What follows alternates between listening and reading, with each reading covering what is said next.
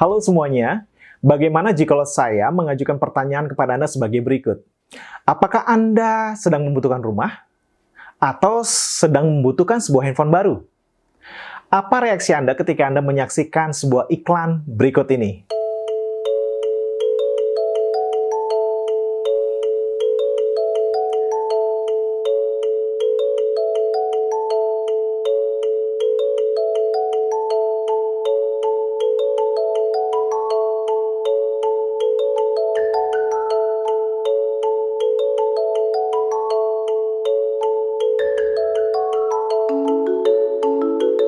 Bagaimana menurut Anda? Iklan yang sangat menarik, bukan? Menurut saya kemungkinan akan muncul 3 reaksi yang berbeda terhadap iklan tersebut. Reaksi pertama yaitu apatis. Ah, masa? Yang bener? Murah banget cicilannya. Penipuan kali. Lalu mengabaikannya. Reaksi yang kedua yaitu antusias. Bullshit, keren habis. Ini yang gue cari, semuanya serba diskon dan dipermudah. Percaya kepada iklan tersebut dan langsung bertransaksi tanpa berpikir panjang atau tanpa memberitahu kepada istri dan suami mereka. Reaksi yang ketiga yaitu berhikmat. Wah, menarik nih. Di mana lokasi rumahnya ya? Apa sih syaratnya? Bagaimana bisa murah sekali penawarannya? Barangnya asli atau tidak? Dan seterusnya. Orang yang bijak akan menelusuri informasi tersebut untuk mengetahui kebenarannya dan informasi selanjutnya sebelum bertransaksi. Bagaimana dengan pengalaman Anda? Sebagaimana yang kita ketahui, segala sesuatu yang berhubungan dengan transaksi, kita akan berhadapan dengan syarat dan ketentuan, term and condition, yang harus kita ketahui, setuju dengannya, dan dapat memenuhi ketentuan transaksinya, sehingga keuntungan yang dijanjikan dapat kita miliki dan nikmati. Dan tentunya iklan yang ditampilkan sebelumnya itu adalah sebuah iklan yang bukan beneran. Tetapi itu sebuah ilustrasi tentang sesuatu yang kita hadapi dalam kehidupan sehari-hari. Bahwa syarat dan ketentuan adalah penting yang perlu kita perhatikan sebelum bertransaksi. Syarat dan ketentuan adalah hal yang penting untuk kita perhatikan sebelum bertransaksi. Hari ini kita akan berbicara tentang term and condition. Yang itu berhubungan dengan ayat yang dengan perikop Mazmur 91 yang telah kita pelajari lebih dari 1 bulan ini. Mazmur 91 merupakan kebenaran Tuhan yang penting untuk kita sadari, pelajari, dan dapat menikmati janji Tuhan dalam kehidupan kita. Dijelaskan bahwa Allah melindungi kita dari semua bahaya, penyakit, dan ancaman apapun yang menakutkan di dalam kehidupan ini. Dapat kita baca di dalam ayat 3-13. Untuk menerima janji perlindungan Tuhan, maka dapat saya katakan ada syarat dan ketentuannya, ada term and condition. Yang dalam arti bahwa ada ketentuan yang harus kita semua pahami, sepakati, dan lakukan. Untuk menerima janji perlindungan Tuhan, maka kita dapat katakan ada syarat dan ketentuannya, term and condition. Dan ini berbicara kesepakatan antara Allah dengan kita. Dan kita semua harus memahami dan harus melakukan apa yang sudah menjadi kesepakatan tersebut. Apakah Anda dapat memahami ini? Di dalam Study Bible New Living Translation, tema perikop Mazmur 91 diterjemahkan dengan perlindungan Allah di tengah bahaya. Allah tidak menjanjikan dunia yang bebas dari bahaya, tapi Dia menjanjikan pertolongannya setiap kali kita menghadapi bahaya. Perhatikan baik-baik, Allah tidak menjanjikan dunia yang bebas dari bahaya, tapi Dia menjanjikan pertolongannya setiap kali kita menghadapi bahaya. Alkitab sudah memberikan penjelasan bahwa selama kita di dalam dunia akan ada bahaya yang mengancam. Oleh karenanya, kita membutuhkan perlindungan. Mazmur 91 ayat 1-2 tertulis, orang yang duduk dalam lindungan yang maha tinggi dan bermalam dalam naungan yang maha kuasa akan berkata kepada Tuhan, tempat perlindunganku dan kubu pertahananku, Allahku yang kupercayai.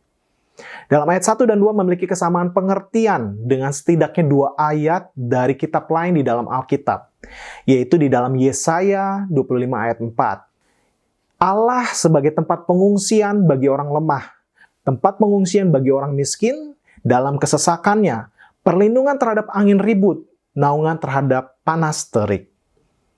Dan juga berhubungan dengan pengertian di dalam Yeremia 16 ayat 19. Allah sebagai kekuatanku dan bentengku, tempat pelarianku pada hari kesesakan. Jadi dapat kita simpulkan bahwa lindungan yang maha tinggi memiliki pengertian yaitu tempat perlindungan, tempat pengungsian, tempat pelarian pada hari kesesakan. Ada kisah yang menarik berkenaan dengan Mazmur 91 ini, yang dialami oleh seorang pendeta muda di Inggris pada tahun 1800-an. Tercatat selama tahun-tahun awal pelayanannya di London, kota itu dilanda epidemi kolera yang mematikan. Lebih dari 2.000 orang meninggal hanya dalam minggu pertama. Pendeta muda tersebut kelelahan merawat orang sakit dan sekarat serta melakukan pemakaman bagi mereka yang meninggal akibat penyakit tersebut. Kelelahan dan momok kematian yang terus-menerus mengambil korban menenggelamkannya ke dalam keadaan depresi. Suatu ketika, saat kembali ke rumah dari pemakaman, pendeta yang putus asa ini melewati sebuah apotek. Di jendela apotek tersebut tercetak Mazmur 91 ayat 9-10 yang bunyinya sebagai berikut. Sebab Tuhan ialah tempat perlindunganmu, yang maha tinggi telah kau buat tempat perteduhanmu. Malapetaka tidak akan menimpa kamu, dan tulah tidak akan mendekat kepada kemahmu. Pendeta muda tersebut segera mengklaim ayat itu untuk dirinya sendiri dan awan gelap depresi terangkat darinya. Siapakah dia? Charles Spurgeon, seorang pengkhotbah terkenal dari gereja baptis di Inggris. Dalam biografi hidupnya, tercatat merupakan pendeta yang sangat menentang kepemilikan budak, di mana pada era itu terjadinya ras yang cukup signifikan dan juga perbudakan.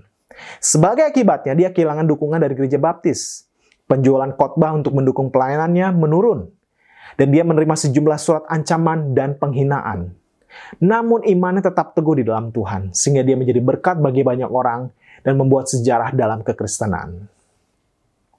Mazmur 91 ini telah berbicara kepada banyak orang, salah satunya seorang pendeta muda tersebut, yaitu Charles Spurgeon, yang membuatnya luput dari awan gelap depresi dan bangkit menggenapi rencana Allah dalam hidupnya. Karena dia mengklaim bahwa Allah tempat perlindungannya. Bagaimana dengan Anda? Bagaimana dengan kesaksian Anda dalam mempelajari, merenungkan Mazmur 91 ini? Di dalam terjemahan New King James Version, lindungan yang maha tinggi diterjemahkan dengan in the secret place of the Most High. Lindungan yang maha tinggi diterjemahkan dengan in the secret place of the Most High. Yaitu tempat rahasia yang dalam terjemahan aslinya dapat mengandung hiding place atau tempat persembunyian. Dan ayat tersebut memiliki hubungan dan pengertian yang sama di dalam kisah Musa ketika Musa berhadapan dengan Allah dan menyaksikan Allah di dalam kemegahannya yang tercatat di dalam Keluaran 33 ayat 22. Apabila kemuliaanku lewat, maka aku akan menempatkan engkau dalam lekuk gunung itu. Dan aku akan menudungi engkau dengan tanganku, sampai aku berjalan lewat. Jika kita pelajari, Musa adalah nabi yang kerap kali berjumpa dengan Allah di Gunung Horeb. Musa menjadikan Allah the secret place, di mana Allah menjadi tempat perlindungannya. Perlindungan Allah berbicara tentang tangan Tuhan yang perkasa menundungi kita. Jadi ini bukan sesuatu yang main-main, bukan sesuatu hal biasa, tetapi ini sesuatu hal yang melampaui dari apa yang dapat kita bayangkan. Ini berbicara tentang kuasa Allah, Sang Pencipta langit dan bumi, tangannya yang menaungi kita di dalam setiap kehidupan kita. Yang menudungi kita dari segala ancaman bahaya apapun juga. Syarat dan ketentuan untuk mengalami janji perlindungan Allah tersebut adalah, yang pertama, kita harus menjadikan Allah the secret place. Tempat pelarian kita, tempat pelindungan kita, tempat bernaung, tempat pengungsian kita. The secret place tentunya tidak berbicara tempat secara harfiah, jam dan suasana tertentu, tapi berbicara hati yang dikhususkan untuk Allah. Dia menjadi pemilik tunggal hati kita dan pusat perhatian kita. Ketika saya merenungkan Mazmur 91 ini, saya diingatkan kembali dengan pengalaman ketika saya lahir baru. Pada saat itu, saya dibimbing secara rohani oleh seorang teman di kebaktian pemuda. Dan saya diperkenalkan dengan istilah saat teduh pribadi atau saat pribadi bersama dengan Allah. Saya mencoba melakukannya, namun tidaklah mudah. Berbagai macam godaan untuk tidak melakukan saat teduh pribadi membuat saya menyerah. Namun pembimbing saya tersebut dengan sabar tetap menolong saya bertumbuh di dalam Tuhan. Suatu ketika dia memberikan buku untuk saya baca, yaitu berjudul Selamat Pagi Roh Kudus.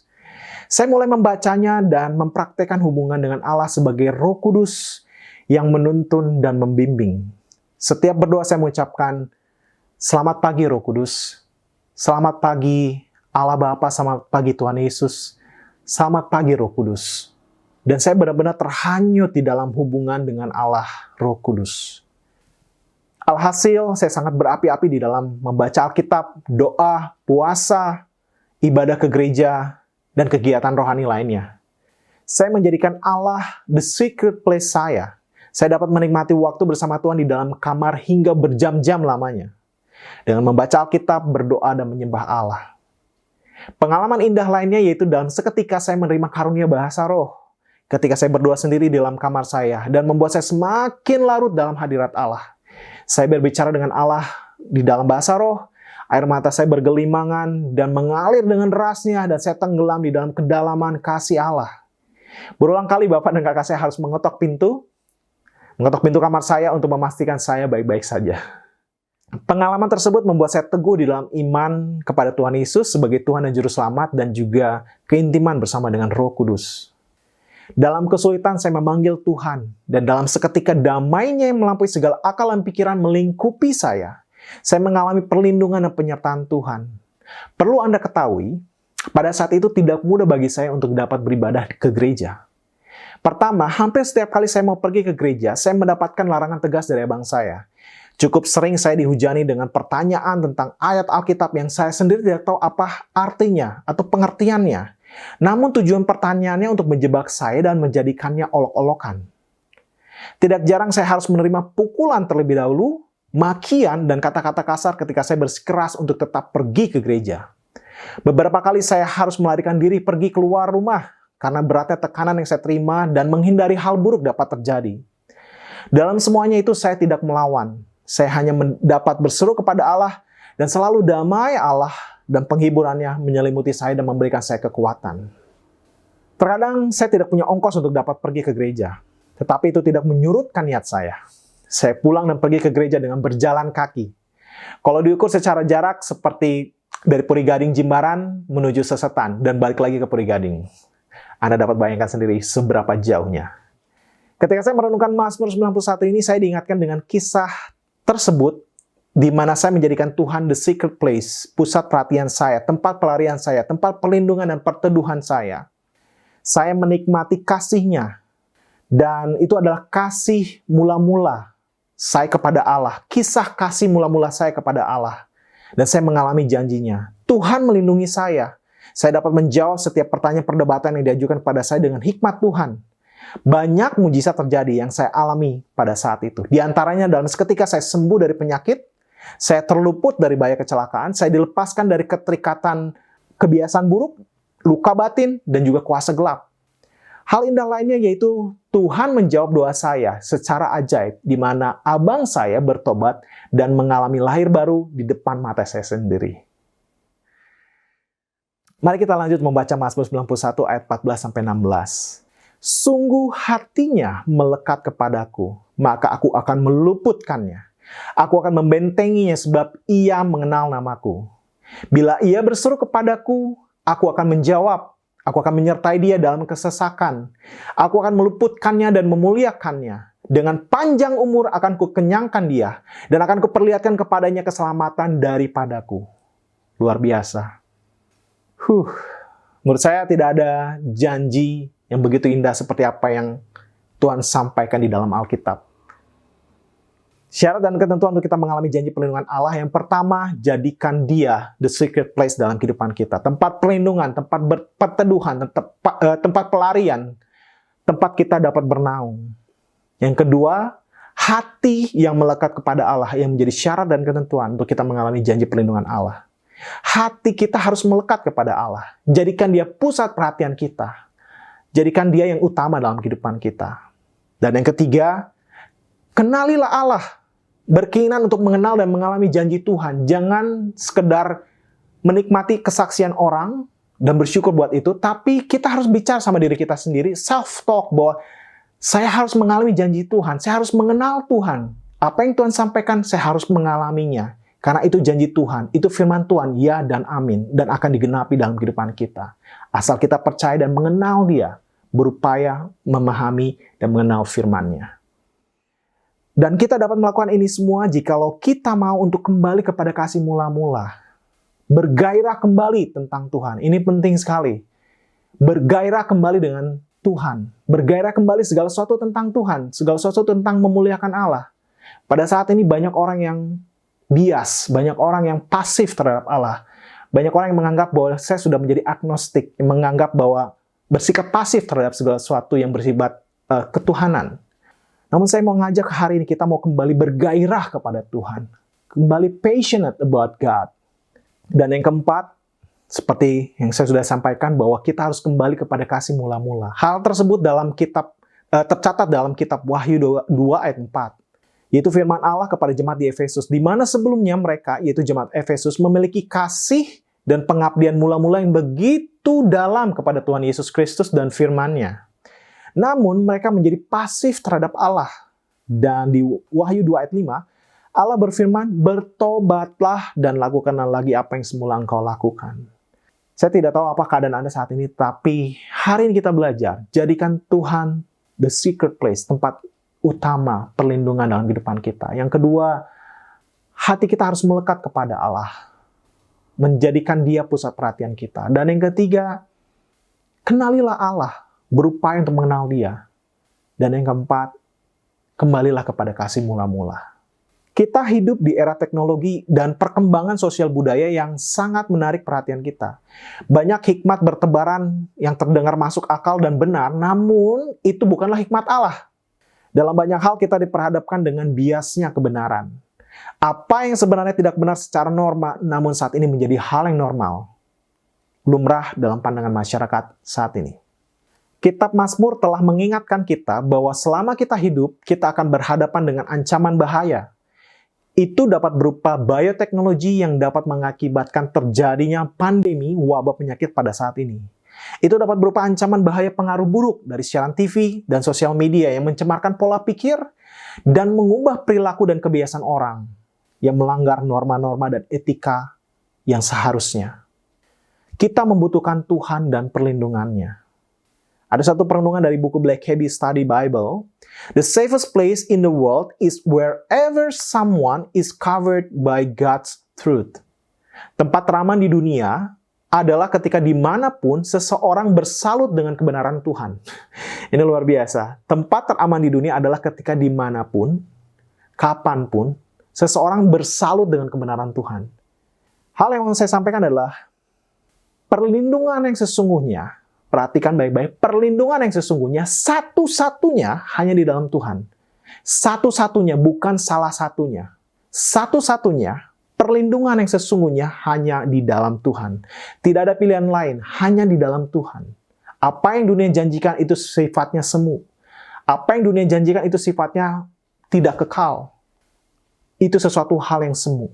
Tetapi apa yang Tuhan janjikan itu kekal. Itu menjamin, garansi, yang memberikan damai sejahtera dan bukan kecelakaan. Jangan hanya tertarik kepada janji Tuhan tanpa mau memahami lebih lanjut apa yang Tuhan mau untuk kita lakukan sebagai bagian kita untuk kemudian mengalami janji Tuhan tersebut. Kita butuh Tuhannya terlebih dahulu, maka berkatnya mengikuti kita, bukan berkatnya daripada Tuhannya. Untuk mengalami janji Tuhan akan perlindungannya, maka syarat dan ketentuan yang harus kita lakukan yaitu pertama, kita harus menjadikan Allah the secret place, tempat pelindungan, tempat bernaung, tempat pengungsian, tempat pelarian kita. Kedua, hati yang melekat kepada Allah. Tuhan menjadi the center of our life. Tuhan menjadi pusat perhatian kita. Ketiga, kenalilah Allah. Memerlukan upaya dari kita untuk dapat mengenal Allah. Dan kita dapat melakukan itu semua jikalau kita kembali kepada kasih mula-mula. Kita dapat melakukan kembali hal yang semula kita lakukan. Membaca Alkitab, berdoa kepada Allah, bergairah kembali tentang Allah dan menyembah Dia di dalam pujian penyembahan kepadanya di dalam kehidupan kita sehari-hari. Bagi Anda yang belum menerima Tuhan Yesus sebagai Tuhan dan Juru Selamat, ini kesempatan bagi Anda untuk Anda boleh mengalami perlindungan Allah dimulai dengan menerima Yesus, Tuhan, sebagai Tuhan dan Juru Selamat Anda secara pribadi. Mengakui bahwa Dia adalah Allah yang hidup, yang sudah mati, berkorban, memberikan nyawanya bagi kita supaya kita boleh memperoleh keselamatan yang kekal dan menerima semua janji-janji Allah. Di Di dalam Matius dikatakan bahwa, marilah kepadaku semua yang letih lesu dan berbeban berat, aku akan memberikan kelegaan kepadamu. Mari jemaat Tuhan, kita mau sama-sama merendahkan diri di hadapan Tuhan. Kita berdoa. Tuhan Yesus, terima kasih Tuhan. Kami tahu bahwa rancangan-Mu damai sejahtera bagi setiap kami. Biar hari ini kami belajar untuk kami menempatkan Engkau sebagai the secret place dalam kehidupan kami. Dalam segala sesuatu kami mau menjadikan Engkau tempat perlindungan, tempat pengharapan, tempat kami bernaung, tempat pelarian kami, tempat perteduhan kami Tuhan. Dan kami mau melekatkan hati kami kepadamu. Kami mau mengenal-Mu Tuhan. Kami mau berupaya mengenal-Mu dan kami mau kembali kepada kasih mula-mula, yaitu membaca Alkitab, bergairah kembali dengan segala sesuatu yang bersifat kerohanian, segala sesuatu yang bersifat Tuhan. Kami mau bergairah kembali dengan Tuhan. Biar saat ini Tuhan yang bakar hati setiap kami, Tuhan gelorakan hati kami untuk kami boleh bergairah kembali dengan Tuhan. Untuk kami tidak bersifat pasif dengan Tuhan, tetapi kami boleh berbicara kepada Tuhan, berseru kepada Tuhan, dan boleh membangun kembali hubungan intim dengan Tuhan Yesus, dengan Roh Kudus. Karena kami tahu bahwa untuk kami bisa mengalami perlindungan Allah, maka kami harus ada, tinggal, dan diam di dalam hadirat Allah, di mana kami mengizinkan Engkau bekerja secara leluasa di dalam kehidupan kami. Terima kasih Tuhan. Biar saat ini Tuhan Engkau yang angkat segala beban yang berat yang jemaat-Mu atau orang yang menyaksikan video ini Tuhan pada saat ini. Angkat setiap beban berat dalam kehidupan mereka Tuhan. Dan Tuhan berikan damai saat ini. Dan Tuhan nyatakan kebesaran-Mu bahwa Engkau Allah yang mengasihi, bahwa Engkau adalah Allah perlindungan. Tidak peduli apapun juga keadaan kami, Engkau menerima kami dan Engkau menyambut kami dengan sukacita Tuhan, dan memberikan damai yang melampaui segala akal dan pikiran dalam kehidupan kami. Biar hari ini kami mau merendahkan diri di hadapan-Mu, mengatakan, ini kami Tuhan, pakai hidup kami. Ini kami Tuhan, kami persembahkan bagi kemuliaan nama-Mu. Jadilah Engkau Allah tempat perlindungan, tempat bernaung, tempat pelarian kami, dan Engkau adalah Allah yang menjadi pusat perhatian dalam kehidupan kami. Hanya di dalam nama-Mu Tuhan Yesus kami berucap syukur. Dalam nama Tuhan Yesus. Amin. Tuhan Yesus memberkati Anda semua.